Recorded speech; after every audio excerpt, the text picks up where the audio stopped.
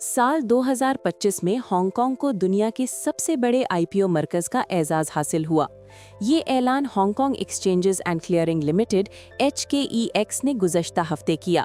ऐलान में बताया गया कि यौमिया औसत तिजारती हजम और फंड रेजिंग की सतहें रिकॉर्ड हद तक पहुंच गई हैं, जो गुज़श्ता बरस के मुकाबले में नुमाया तौर पर ज़्यादा हैं। 14वें 5 साला मंसूबे के दौरान चाइना सिक्योरिटीज रेगुलेटरी कमीशन ने आलमी मालियाती मरकज़ के तौर पर हांगकांग के किरदार को मजबूत बनाने के लिए 5 इक़दामात का ऐलान किया।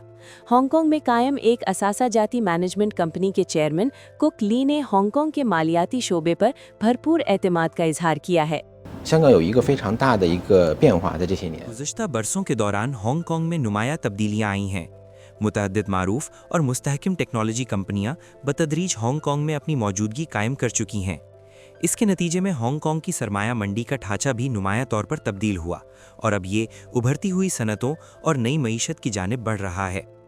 सरमायाकारी के हवाले से हम अमूमी तौर पर चंद अहम शोबों पर तवज्जो देते हैं।